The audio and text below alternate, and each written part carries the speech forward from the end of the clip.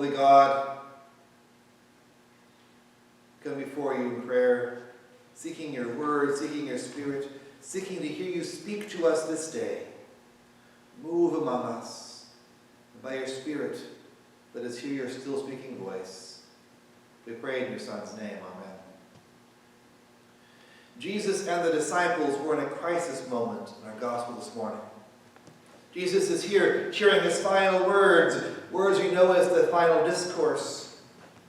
It is the night before Jesus' death, and the disciples don't actually understand what's going on, what's going to happen.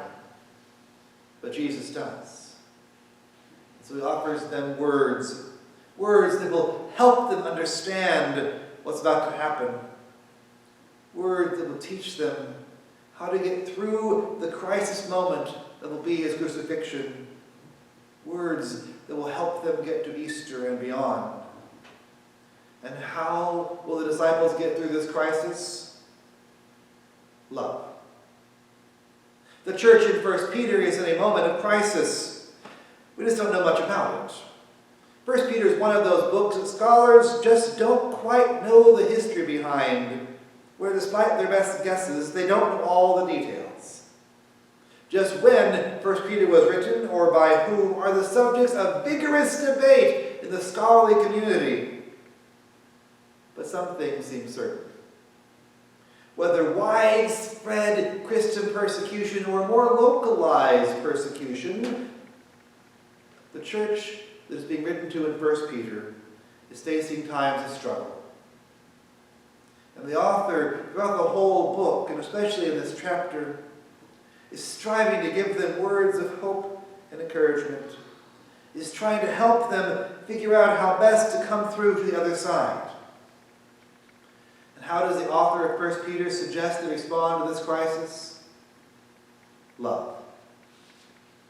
As Christians, we get through moments of crisis by love.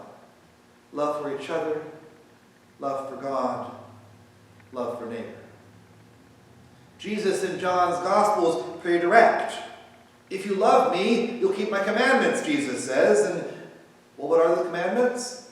Well, just turn back one chapter to John 13, where Jesus says, I give you a new commandment, that we love one another as he has loved us, that we serve each other as a servant washes the feet, and as Jesus had washed the disciples' feet.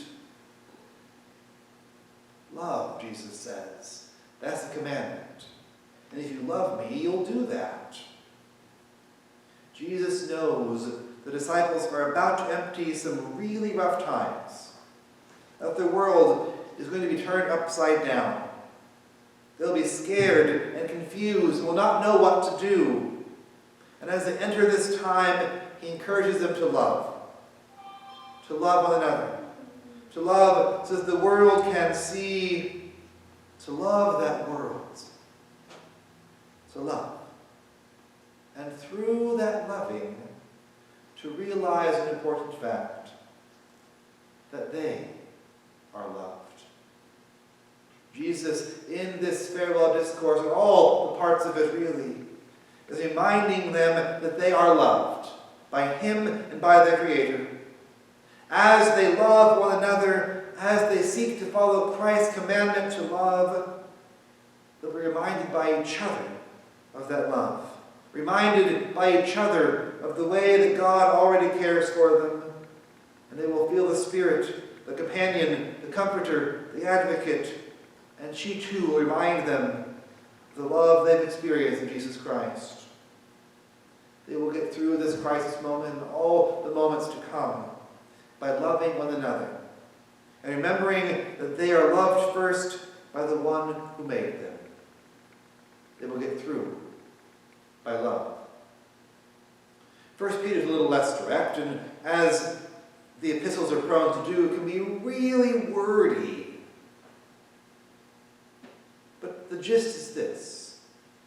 Talking to a group of people facing trouble, the author reminds them how Jesus too faced persecution, and that Jesus did so with gentleness and respect for others and caring for others.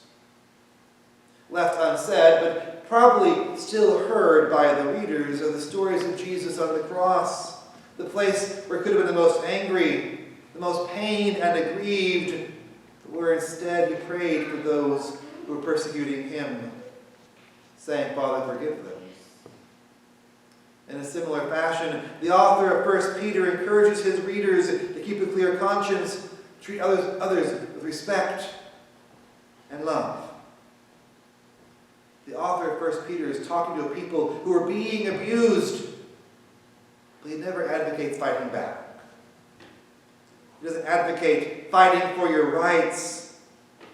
Instead, he pushes the church to not repay evil for evil, to not respond in kind, to not think that using the ways of the world can defeat the powers of this world. Instead, he advocates for following the ways of Jesus, the ways of love. Love for God, yes, but in this passage especially, love for neighbor. Love for those who may not yet know the good news Jesus brings. Love that shines even when it hurts. Because Christians are called to be people of love. For 1 Peter and for Jesus himself, the way to get through a moment of crisis is to love. Love one another, love God, and love those in the world. Love. We are, of course, in our own moment of crisis here in 2020. Uncertainty abounds and we feel unsettled because the world is unsettled. So many are sick or are getting sick. So many, more than 80,000 in this country alone, are in mourning. Others face uncertain economic futures, jobs lost or furloughed, and no guarantees they're coming back. We are in a moment of crisis. How do we get through it? Love. Love each other. Love God. Love our neighbor. We will get through it by remembering, especially by the ways we love one another, that God loves us, and that not even a global pandemic can stop that love. As we talk to each other on the phone, as we receive and send cards and notes, as we gather for Zoom gatherings and birthday parades, or wave at each other while social distancing on our walks, we are showing love for each other. We're also reminding each other of the love found in Jesus Christ. The love for our Creator that extends even to this time and place in our lives. The love that meets us where we are and embraces us in all of the messiness of life and the complications of living in the time of COVID-19. As we love each other, we embrace each other with the love of God and help ourselves and help each other to feel that love. And then we are called to take that love and show it to our neighbors and those around us. In the weeks and the months to come, we will have new ways to show our love for the world. Wearing masks to protect others from our germs. Keeping our distance at stores. Continuing to find new ways to worship that both keep everyone safe, but also allow us to reach out and experience the divine. We'll also need to keep doing what we already know how to do. Supporting our food pantry and safe passage and so many other important causes. Advocating on behalf of the most vulnerable. Being part of Crop Walk this fall, whatever form it takes. And so on and so on. Ways to love we already know how to do, even if we have to reinvent how we do them. We're called to love.